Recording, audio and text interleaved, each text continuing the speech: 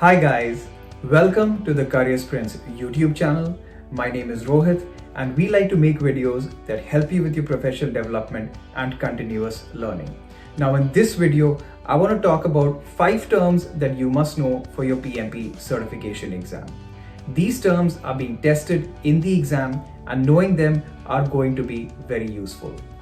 We also recently covered these terms in our PMP virtual class that was held recently. Also, if you like the video, please consider subscribing to our channel and giving the video a like. And please don't forget to check out other videos from our PMP playlist. They are going to be helpful for your PMP exam preparation too. So without wasting any time, let's dive in and check out these 5 terms.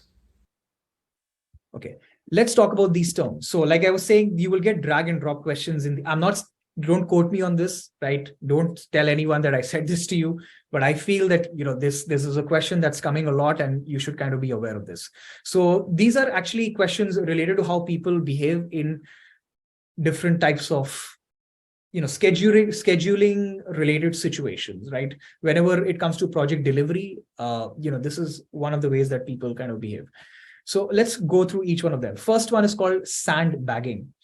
Basically, sandbagging is a technique that a lot of salespeople use. So for example, I've worked in sales and I can tell you this, that, I may have closed 5 deals, but what I will do is that I'm not going to inform management or I'm not going to log in those 5 deals when I complete those deals. I'm going to wait for some time.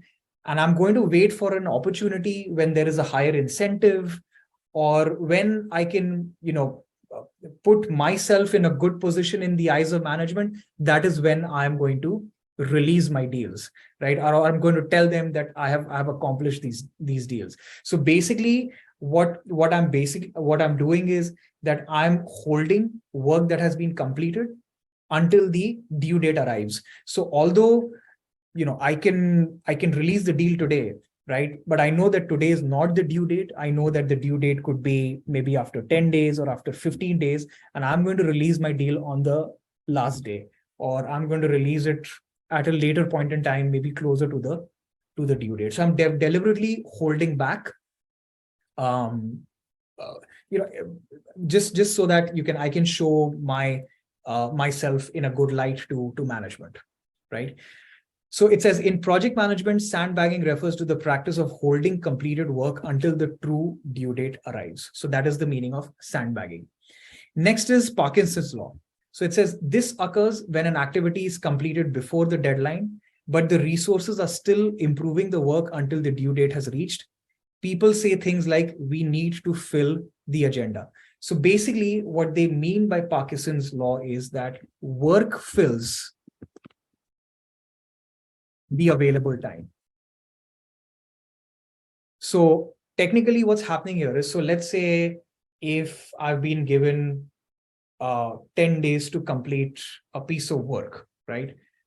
I know that work can be completed in 5 days, but I am going to deliberately slack on the work and I'm going to do it slowly, right? So that I'm able to finish in the 10 days period, right? So basically I'm expanding my 5-day task to a 10-day task, which is not really a 10-day task. I'm just expanding my 5-day task so that I can fill the available time that's there.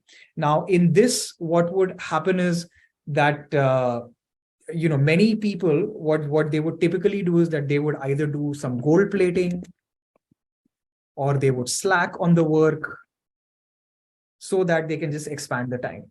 The one way to deal with Parkinson's law is to ensure that you set tight deadlines for the work that's given. So when you set tight deadlines, normally in that case, people will kind of ensure that they are able to finish the work within the timelines that's given. So this is Parkinson's law. Next is self-protection. So, self-protection is another concept where it says where the worker fails to report early completion of activities out of the fear that management team will adjust the future standards and demand more work next time. So basically what self-protection happens is, again, let's take the same example. Let's say you're given 10 days to finish some work, but you know that you're able to finish it in 5 days. But what you're going to do is that you're going to still take 10 days, or maybe you're going to take 8 days to finish it, because you don't want management to see that you did it in 5 days and the next piece of work that they give you, they say you finished the last piece of work in 5 days. You are going to, why don't you finish even this piece of work in 5 days also? So what happens is, because they see past performance and they see that you've done well, they are just going to give you the same, they're going to give you the same target. Basically, you want to protect yourself by not letting management know that you finished an activity earlier than expected. Okay, this happens again a lot in sales. Some people, although they know that they can exceed their target, they will not want to exceed their target, because if they exceed their target, right, management is just going to set a higher target the next time. So they want to self-protect themselves, and that's why they set they will just do enough so that management is happy, but at the same time they don't feel that you can over deliver the next time. Next is student syndrome.